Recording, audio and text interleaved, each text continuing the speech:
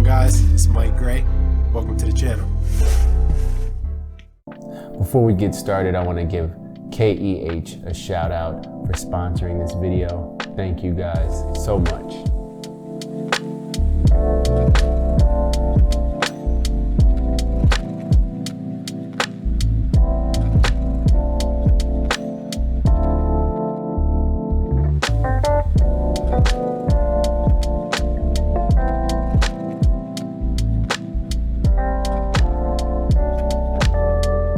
Film versus digital. Now, the Hasselblad X1DII is a digital camera that I've had my eye on for a very long time. But before we get too deep into that, the reason why I wanted to try this camera is because I've wanted a digital camera to add to the arsenal for a very long time, but every digital option that I've tried, it hasn't stuck with me, and I just haven't had the best experience with it, and I always end up gravitating back to film each shoot that I try it on. So I wanted to give myself a break and shoot a little bit more and give digital another try. The X1DII is a medium format digital camera, and for those who know me, you guys know that I love shooting on medium format film cameras, so it was only right. But what I love about the X1DII and just the digital medium in general is you're able to test lighting.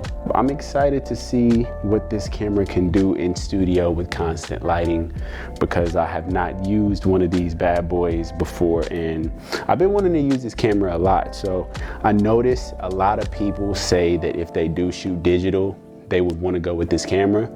So we're gonna see how it works. Without further ado, let's get to the business. So for the lighting in studio, we use tungsten lighting. Shouts out to Bailey, per usual, for killing it with the gaffing and the lighting on this set. This is the exact same studio that we used before, but we wanted to add a backdrop to this and try something different.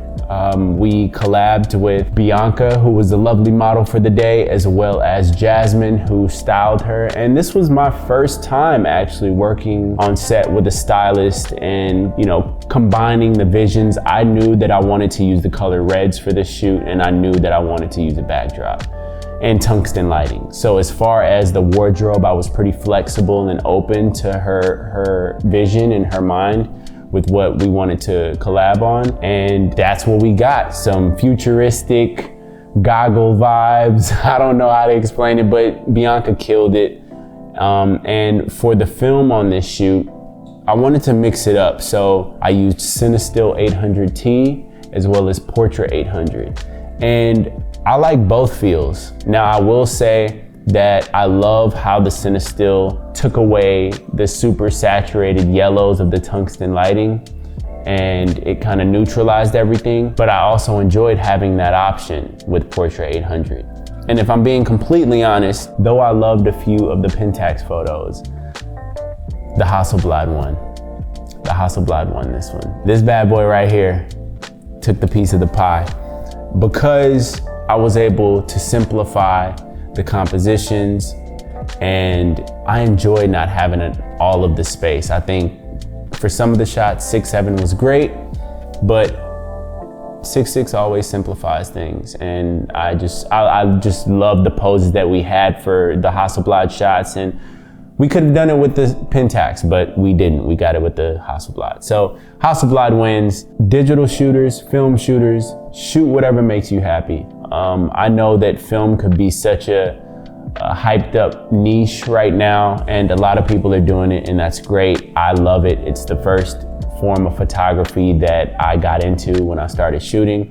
But there are a lot of great digital photographers and people making fantastic images with digital cameras. So don't take my opinion and my mindset when it comes to film versus digital. Take it with a grain of salt, because what works for you is going to be different than what works for the next man. So I enjoyed the Hasselblad X1DII, but the autofocus. But I wish the focusing was a little bit faster on it, but I love the quality of the lens. I love the quality of the image that's on the screen in the back.